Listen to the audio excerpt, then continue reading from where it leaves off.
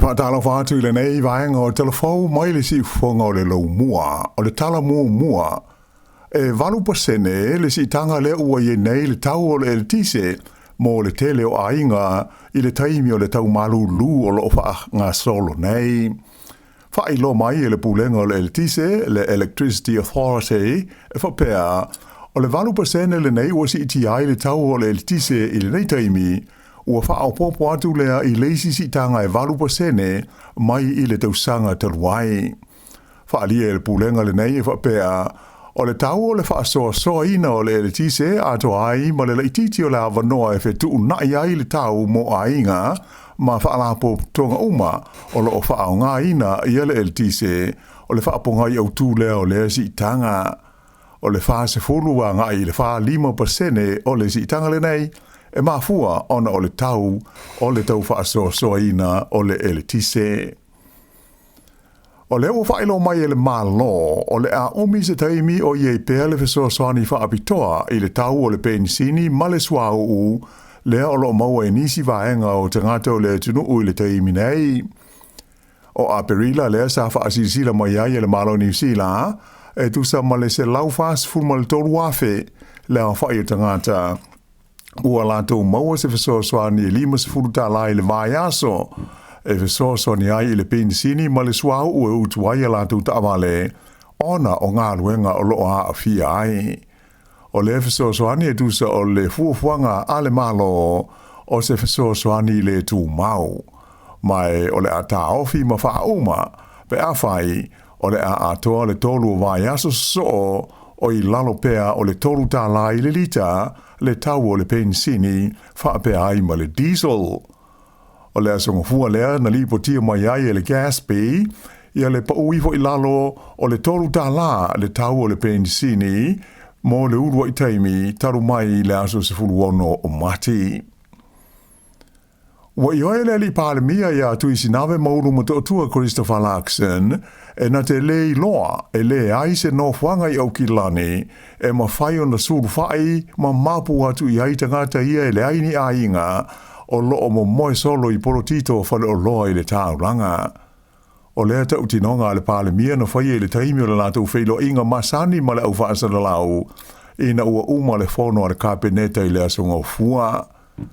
Ua so o lea ma le whailo mai le mtanga luenga o le atina e tele, le Ministry of Social Development e whapea,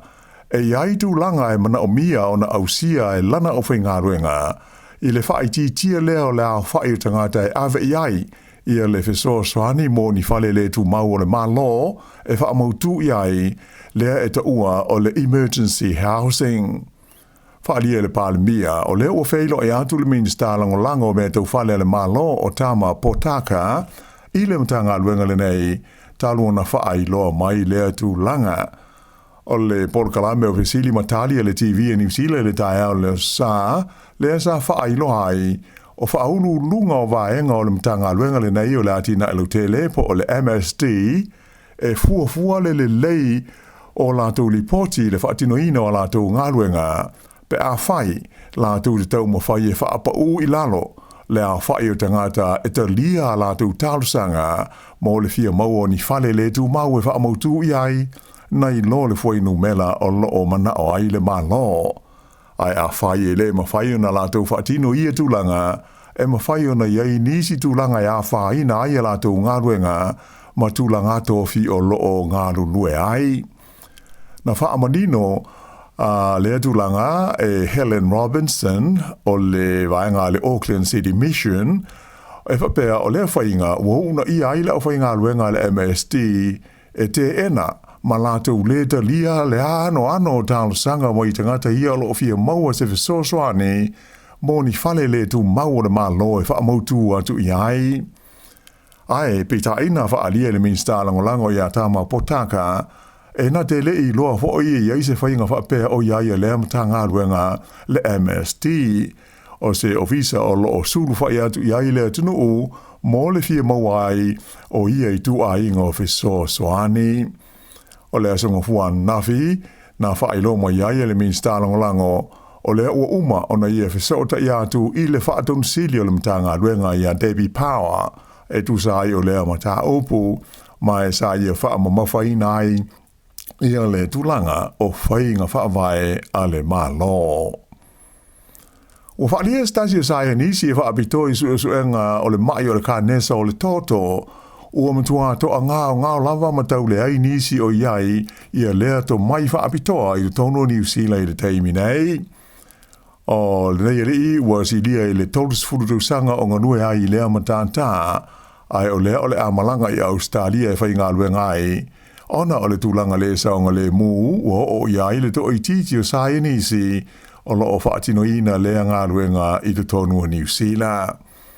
O le tamali il nei sua whai a Terry Taylor, ua whaama vai mai lana ngā ruenga o se saia nisi o le kānesa o le toto i le whale su toto o le kompania le Awanui Labs, lea e whaalangolango tele iai i au nanga a le whale mai tele i Dunedin. O le Awanui Labs pe on si le fia o se kompani tūma oti, ai o lo fa kon karate le mtanga luenga le soifua malolo ina mo ana au nanga i se tanoanga Taylor mo le Port Kalame o le checkpoint le wale sfatsa Lauano New Zealand na ia tawai o le lato fale su toto i Dunedin ai maise o isi fo i fale mai de tele o le tunu u e le o lava le a fai o tangata to mai fa apitoa mo le fa atino ina o ngā luenga ya afi aile sa i dia o i tu ai ngā se o tangata. Na ia ta wai e to ono isi tangata to mai whaapitoa i le lava matata na wha mawai mai o la tau to whinga i le ono masina ua tua na e tunei mai le a whainga e to se fulu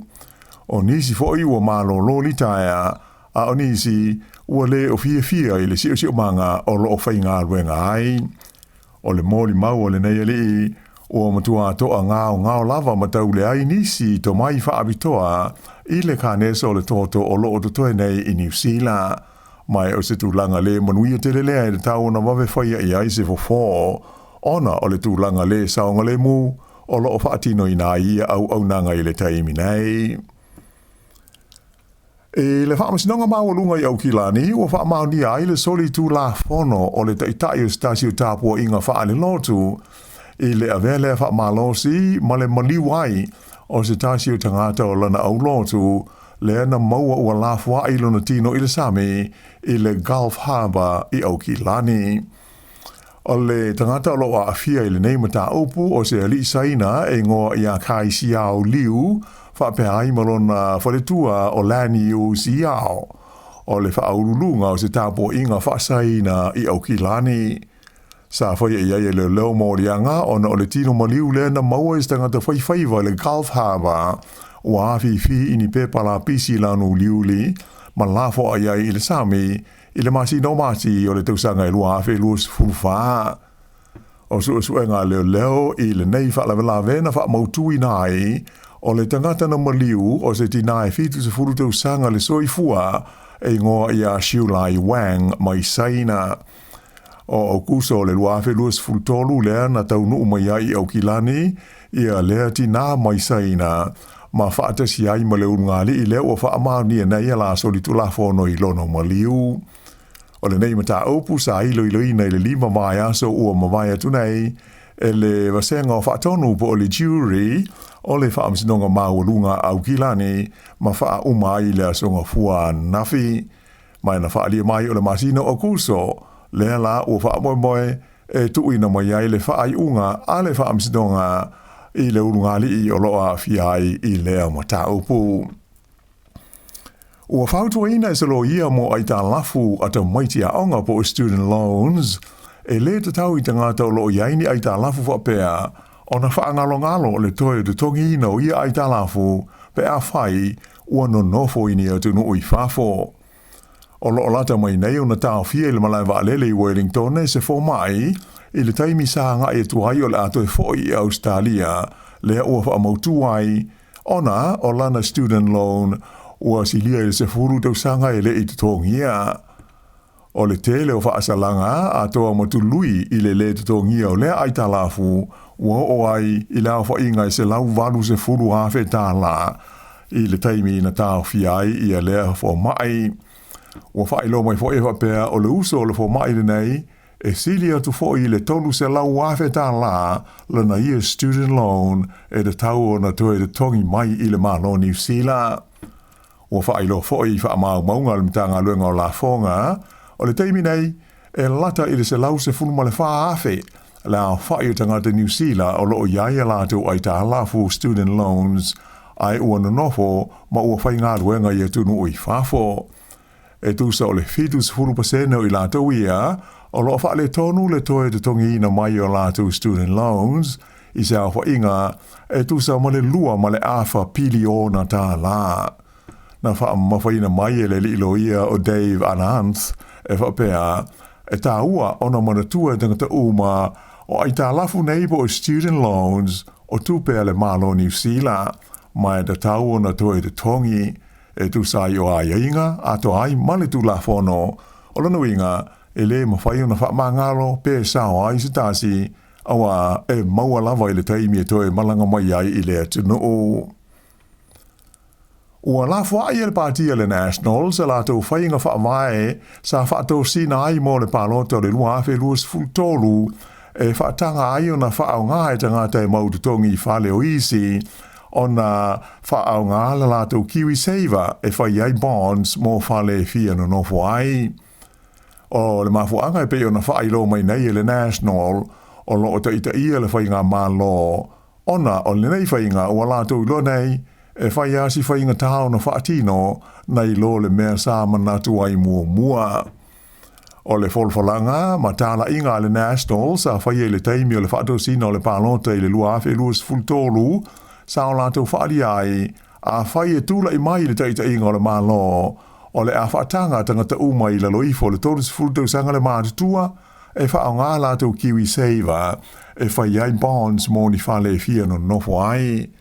Na iai le fuafuanga e whapea, e tu sa o ane le vanga tupe mo o mia mai le Kiwi Saver le tangata loa a fia i le ofisa o le Tenancy Services lea e vaia mo pu lea bonds o fale mai mawhai o na toi whafo i lea tupe i le tonu o le Kiwi Saver a tangata e a fia ai pe a o i na umo le taimi e noho ai se fale. Pei taila o le ua o mai nei le lua awhi luas furuono e lea i lava ma se mea whapea ua mawhai o na whaia pe whaatino e le whai ngā mālo. Mai o lea songafua, lea na wha mau nia mai ai e le minstao whale o le mālo o Chris Bishop, e le o iai se wha moe moe to e whaia se isi fuafuanga i lea wholo whalanga le lātou pāti. Na i oele le i minsta, e whai lava si lave lave o le nei mata upu, mai ua manatu ai, o le a lafua ai e le to e wha aua wina le National, po o le whai ngā mālo o lo o tū nei le foe. E tau tasi le tangata na maliu i se whaalewe lave na lipotia mai le nuu o te kuiti i le tū mālo le King Country i le aso an nafi. Sa whaatasi i ai i le vaenga wha o penga ina o le leo i na ua lipotia mai i le pāpāo ni whana i le Esplanade i le ai o te kuiti ma whai ai ma se polonka leo i lea vaenga o le ai. Sa whaamania mai ai e leo le maliu o le tangata le nei e to tāsi, ai e le aise tūlanga i ono wha apopole i nai le lautere o tangata, mōlo la tū saonga le mū, a o whanga solo su e ngā masani e leo. E to tāsi leisi tangata ua tāo fie le whale mai i Wellington e mō tonga whitinga, ona ua ova le whaonga ina o le vaila a ua ona le GHB, ua ta ono ai la wha inga o tangata ua au ina atu i le whale mai Wellington e mō lea lava i tu a inga o wha a whi tauli. E pei ona ta ua le tātou Tala i le songa fua to tāsi le tangata na mali wai mai le to lima lea na mua ave i le whale mai Wellington i le whaai unga le vai aso. O le na maliu o se tama i tae na lipo tia e lana uo e whapesa ia inu mia le nei vai la au whaasaina le GHB mai se whangu i le whaai unga o le vai aso. Ai al tangata fau lea ua to ono iai tangata ua mo mia tonga whitinga i le whale mai e pei ona whaai lo mai e leo e mai le pitanu u owai nui o mata lea na tau fia ai le whale mai le po le sa i se tūlanga tinga ina. O le GHB e whaai ngoa ina nisi o le fantasy po le liquid ecstasy ua whaamtalina o se vaila au e matua ma tautia le malosi mai te tau o na whaai te i ai tangata uma. Whaelo mai le teita i le leo ia Anna Grant o lo fa ngā solo su ngā leo i le teimi nei, pe iai se sotanga o ia fa lave, a he po whea fo isa au mo iai a lātou waila au fa sa haina nei o le GHB. I se li poti mo i le Pasifika, o le sana fo iai le pālota fa i tu māloa le le tunuu o New Caledonia, mai wātangi ai le tu mau peo i tu vai lua o mea tau upwhai o mālo i lea fo i a tunuu o le Pasifika. O le tu o lo o mana na o e tu to tasi, mai i pulenga falani, ma le vaenga o lo o mana na o e tu mau pea tu motu nei, i lalo pulenga whaakolone le malo te leo falani. O le tu malo i saute po o le vaenga le no nofo ma wha mau tu i aile au mau meo New Caledonia, e au fi aile lo mua i no mea, e sili atu i le afa o le palota sa langolango i nai le vaenga o lo o mana na o e tu mau i pulenga a falani. O le vaenga o tu whaatasi ai pāti e lua o le reassemblan ma le royales le e whaurulu i le tamaita e ngō i a Sonia Barcase mai tusa ma le 5 tesi ma le 4% o le palota na o lātou maua. Ai o le vaenga o lo fi nau mo se malo tu to tasi o New Caledonia le o lo tu whaatasi ai le Union Caledonian ma le FLNKS I lalo o le teita inga le li ingo I a Ioan Mito o Amitan e tu se 15 ma le 4% o le palota na o lātou maua.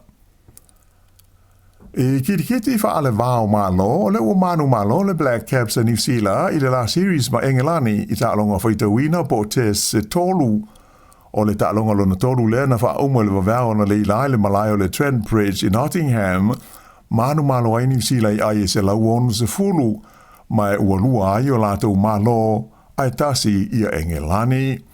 A of anga solo ai le ta'alonga whai ule nei, ai li poti mai le whaasisi lai le kapitenia Engelani le li o Ben Stokes, o lona whaamawai alo ia mai I ta'alonga kirikiti whaale vāo malo.